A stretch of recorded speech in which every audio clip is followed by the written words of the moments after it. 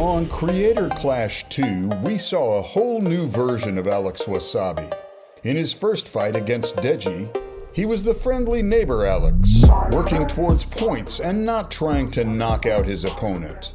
But in the second fight, his attire hinted that he was possessed by venom. This Wassabi was incredibly aggressive, trying to knock out iDubbbz from the very first second of the fight. But to prove that Alex has really changed and leveled up, let's break down the fight round by round. But first, let's review the whole card. Every fight. Jack Manifold versus Dakota Olave. UK social media sensation Manifold started the night strong, besting streamer Olave in the first fight. Manifold shone bright throughout the match, even with less experience than Olave. While Olave showed improvement since his 2021 defeat to Evil Hero, it might be time for him to change his approach to boxing or hang it up.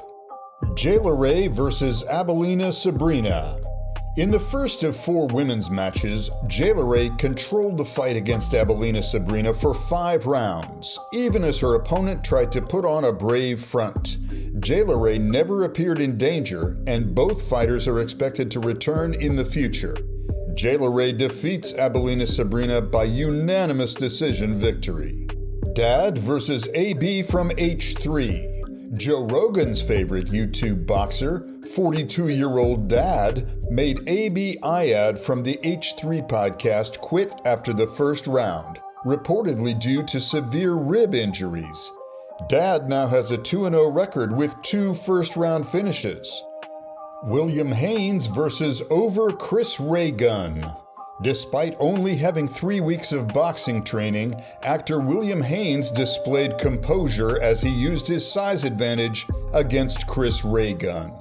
Chris likely wished he had faced rapper Froggy Fresh instead, as originally planned. Alana Pierce versus R.I.P. Mika.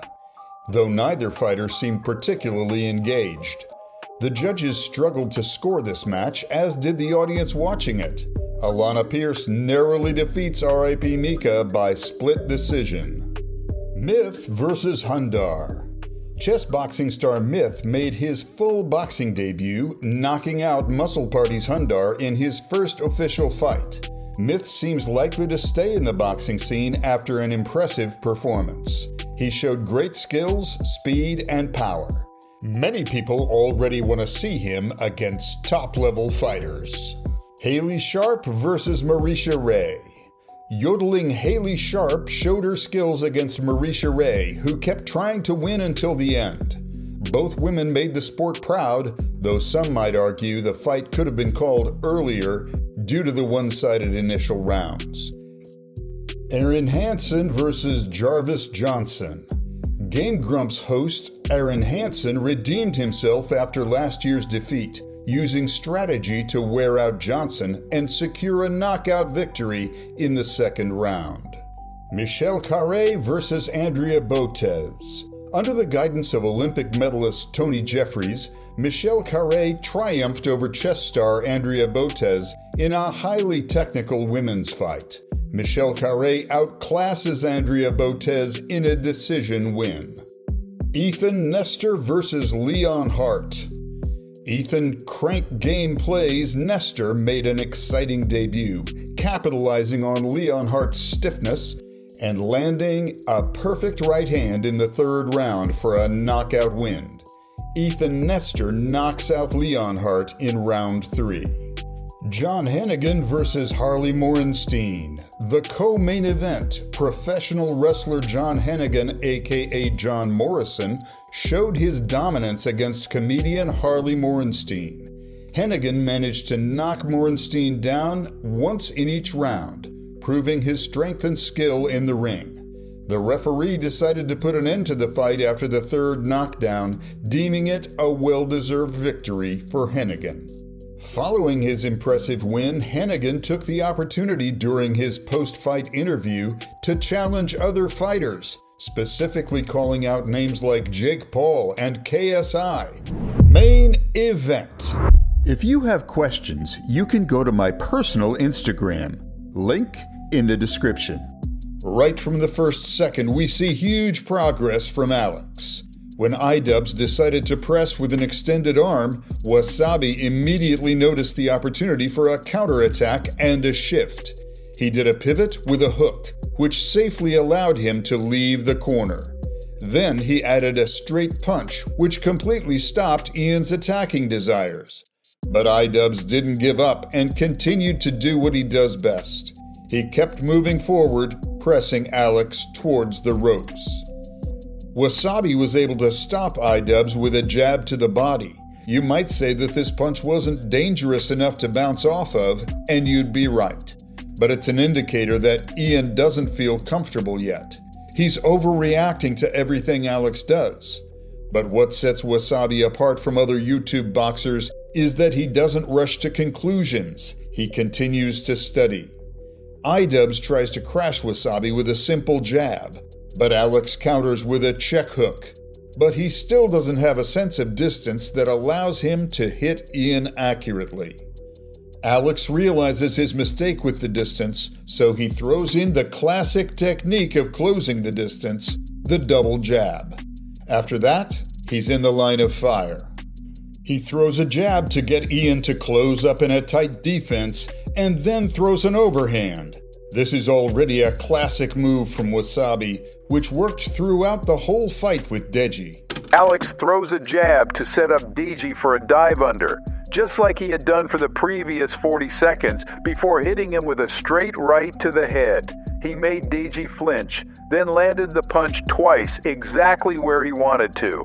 iDubbbz tries to pressure Alex again, but this time with a combination of straight punches, making it easier for him to get into attacking range. However, this allows Alex to throw a counter hook. He dodges successfully, putting himself in a favorable position to strike.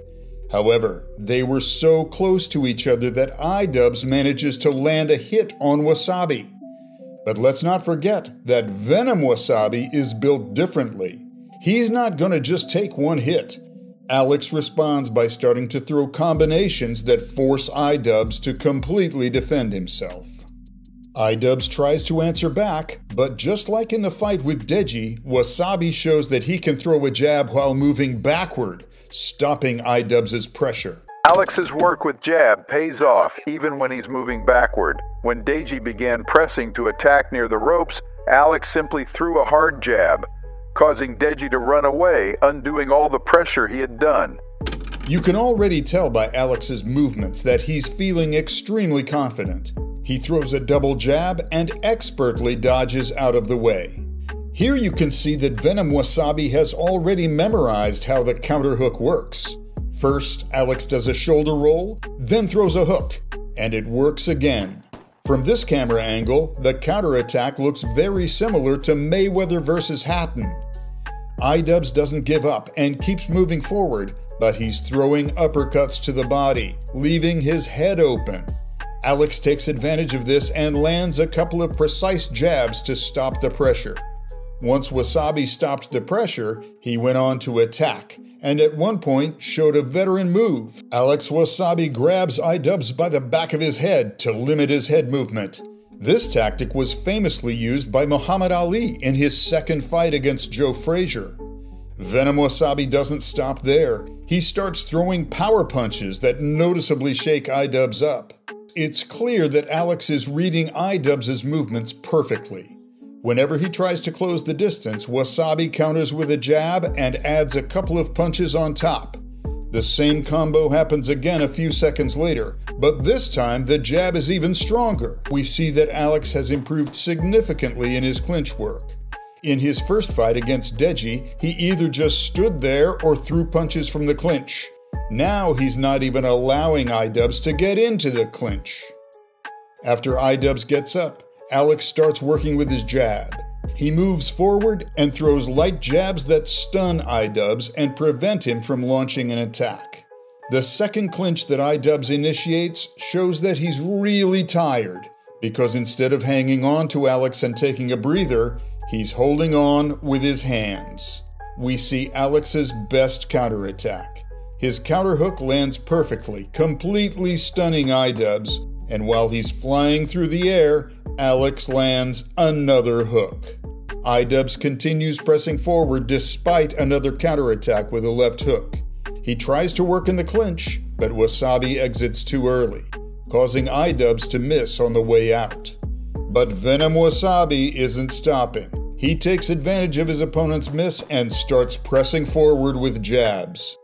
After this segment, it becomes clear that Alex isn't tired. His punches are still lightning fast, but his movement has seriously slowed down. Maybe it's because of poor leg preparation or an injury. Here's where you can see Alex attacking with precision, but suddenly stops and steps on his injured leg unsurely. Maybe that's why he couldn't keep up his attacking pace in the following rounds. But both fighters try to attack, resulting in a spectacular exchange. While the commentators admire iDubbbz's pressing, Alex continues to land accurate jabs. However, fatigue takes its toll. If before Wassabi could land a counterhook accurately, now he throws it too early. An accurate jab from Wassabi, which seems to awaken Ian, who responds with a long combination. However, all the punches land on Wassabi's arms. But it all ended with a powerful overhand from Wassabi. From this moment on, the fourth round's pattern became clear. iDubbbz tried to land many light punches, and Wassabi responded with one heavy punch. In the end, Alex Wassabi deservedly won by the judges' decision. He demonstrated better technique, speed, and power. He lagged in cardio in the third round, but it looked more like an injury than a fuel problem. Who do you think Alex should fight next?